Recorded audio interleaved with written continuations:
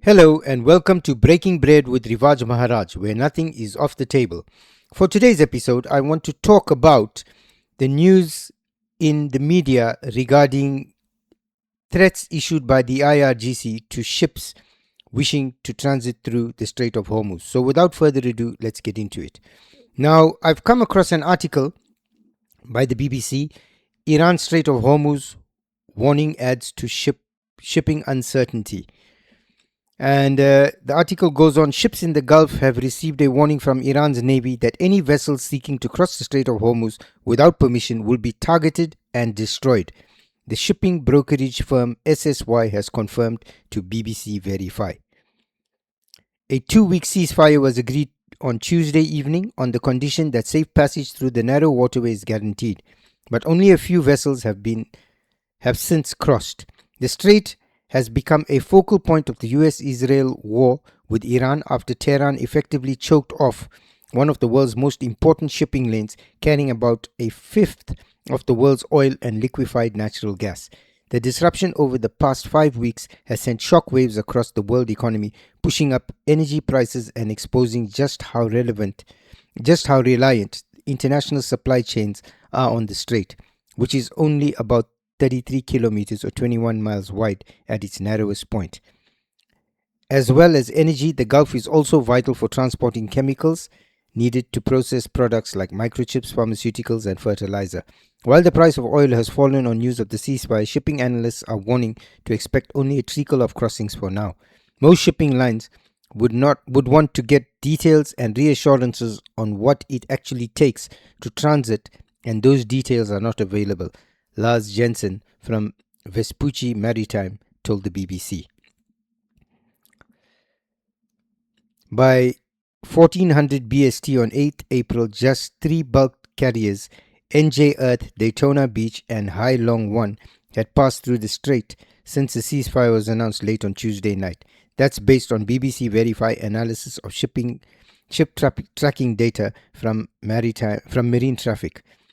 That compares to 138 ships that passed through the strait each day on average before the conflict started on 28 February. We do not know if the 3 vessels that crossed on Wednesday were the result of the ceasefire or whether they had already planned to make the journey. It is still too soon to tell whether this reflects a broader ceasefire-driven reopening or a previously approved exception, says Anna Subasic from the shipping analyst Kepler. Nothing has really changed yet, as Jensen arguing it will take time before crews are confident enough to cross safely. So, they say there's nearly 800 ships stuck and toll payments. On top of these concerns, ships face the uncertainty of possibly having to make payments to Iran in order to secure safe passage following reports that tolls may be a part of the ceasefire deal. So, I'm including this article here. Have a look at it, but it again highlights why I believe that this ceasefire is not going to last. This trickle of ships through the Strait of Hormuz and the uncertainty that it creates. It's gone to highlight one thing though, that the Iranians have now militarized, weaponized, and monetized the Strait of Hormuz. They didn't own it before because the Omanis have claim to some part of that. The Iranians have now seen a profitable venture here for themselves. It's also a genius masterstroke by Donald Trump, because if you think about it, if the Iranians, we know the Iranians have monetized the Straits of Hormuz, and if the Americans have entered into a negotiated settlement with the Iranians whereby both the Americans and the Iranians then police the Strait of Hormuz and collect a toll fee that is going to be in dollars, it's a double win for the Americans because the currency traded is dollars, so the dollar is backed. Europe refused to enter the war on behalf of the United States. They refused to assist the United States by way of bases, carriers, helping police the straits to keep them open.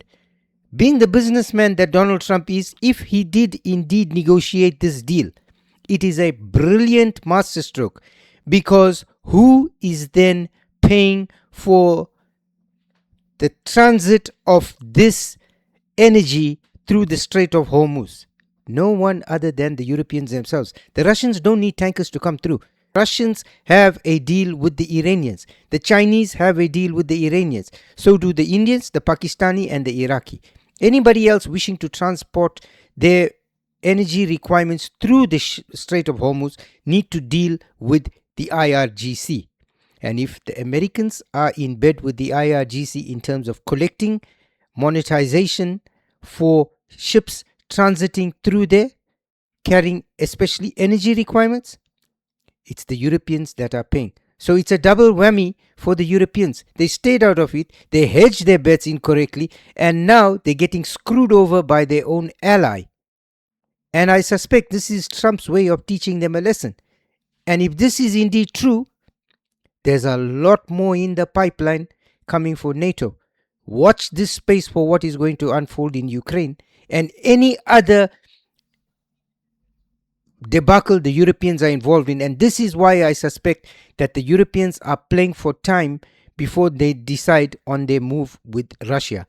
They're building up, but at the same time, they're hoping that Donald Trump's term expires, he doesn't amend the constitution and come in, and they're hoping that a Democrat comes in the next election.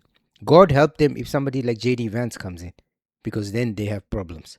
So I thought I'll bring to bear this article. Have a look at it.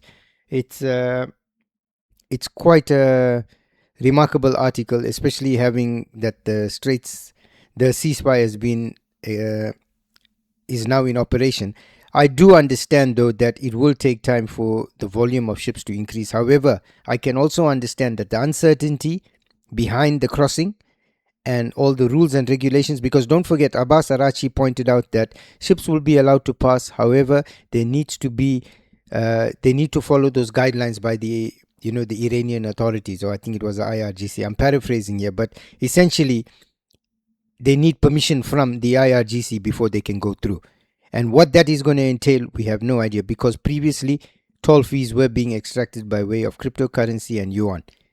If the Americans are now involved in helping collect these toll fees, I don't think they're going to agree to it being collected in yuan or crypto. I think it's going to have to be in US dollars. So this could be a monetization for both the Iranians and the Americans. We're not sure what the deal is, but again, I thought I'll just flag this article. Thank you for spending time with us. We look forward to seeing you in the next episode, and please remember to like, share and subscribe, as it helps us with the algorithm and it helps our channel to grow.